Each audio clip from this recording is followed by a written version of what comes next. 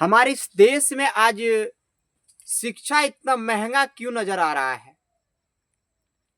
जिस देश में माता सावित्रीबाई फूले, ज्योतिबा फूले ने मुफ्त में शिक्षा देना प्रारंभ किया था, आज वह शिक्षा व्यवस्था इतना बड़ा व्यापार क्यों बन गया?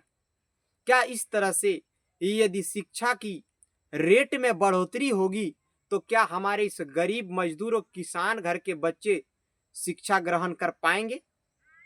क्या वह शिक्षा से वंचित न रह जाएंगे? लेकिन हमारे देश के गणमान्य लोगों ने शिक्षा को एक ऐसा माहौल दे दिया है, शिक्षा को एक ऐसा प्रवृत्ति दे दिया है कि वह लोग शिक्षा पे सवाल नहीं उठाते हैं। वह लोग यदि सवाल उठाते हैं तो धर्म पे, क्योंकि हिंदुत्व आजकल बहुत खतरे में है। वह लोग कभी शिक्षा, स्वास्थ्य और रोजगार पे बात नहीं करते हैं। क्यों? आज यदि मैं सीबीएसई आईसीआई बोर्ड का उदाहरण लूं तो भाई आखिर में सीबीएसई आईसीआई माध्यम ऐसा कौन सा शिक्षा देते हैं जो कि एक महीने में आपके 4 से 5 महीने का सैलरी खाली हो सकता है। यह भारत देश है, यह ऋषि मुनियों का देश है, और इस देश में जो शिक्षा को व्यापार बना करके रखा है वह क्यों? आईसीआई बोर्ड, सीबीएसई बोर्ड जो शिक्षा देते हैं वह किस ढंग का शिक्षा देते हैं? वहां पे a+b का होल स्क्वायर क्या कोई अलग होता है? वहां पे फ्रांस की क्रांति का जो ईयर है वह दूसरे ईयर पढ़ाए जाते हैं क्या? वहां पे रामायण का जो अध्याय वह किसी अन्य भाषाओं में पढ़ाए जाते हैं क्या? या फिर वहां के बच्चे किस तरह की शिक्षा को ग्रहण करते हैं, जो कि शिक्षा इतना महंगा होता जा रहा है? और आज यदि केंद्र की बात करें या फिर राज्य सरकार की बात करें तो वह सब चुप्पी साध दिए हैं। ऐसा क्यों? आज सरकारी विद्यालय पर किसी का नजर नहीं जा रहा है। आज सरकारी विद्यालय में बच्चों का नामांकन सही एवं सुचारू ढंग से नहीं हो पा रहा है। क्यों? बताइए।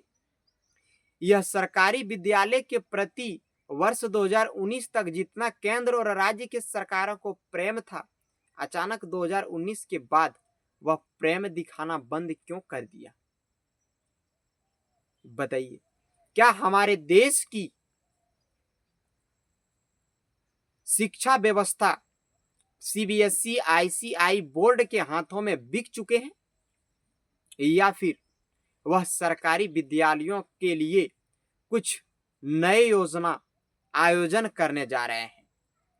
आयोजन तो उन्होंने किया जो कि आप लोगों के समक्ष रख चुका है और आप लोग भी देख चुके हैं कि सरकारी विद्यालयों को बंद करना प्रारंभ कर दिया है, सरकारी विद्यालयों को एक दूसरे विद्यालय में मर्ज करना प्रारंभ कर दिया है, ताकि गरीब किसान मजदूर घर के बच्चे शिक्षा लेने से, शिक्षा ग्रहण करने से वंचित रह सके।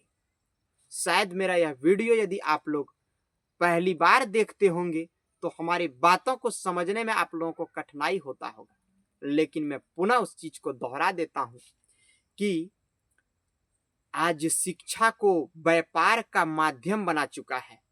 जिस देश में शिक्षा फ्री में, निशुल्क में दिया जाता था, आज वह देश में निजीकरण ला करके शिक्षा को एक बड़ा, बहुत बड़ा व्यापार का आइकॉन बनाया जा रहा है, जो कि आने वाले 10 से 15 सालों में गरीब मजदूर किसान घर के बच्चे शिक्षा ग्रहण करने से वंचित रह जाएंगे।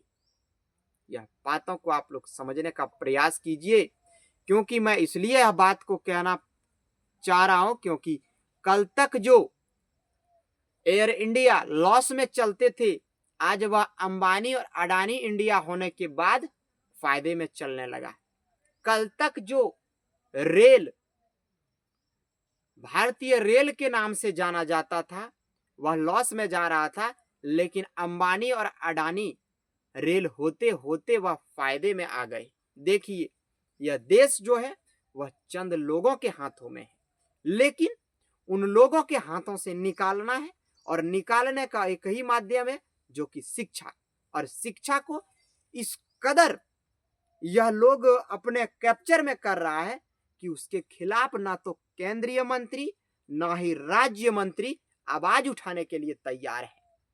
वीडियो यदि अच्छा लगे दोस्तों तो आप लोग जरूर लाइक और शेयर कीजिएगा, और फेसबुक पेज पे यदि नए हैं तो पेज को फॉलो कीजिएगा, यूट्यूब पे नए हैं तो सब्सक्राइब कीजिएगा, क्योंकि इस तरह के लेटेस्ट वीडियो प्रतिदिन आप लोगों तक पहुंचाने का काम करते हैं। जय हिंद, वंदे मातरम साथियों।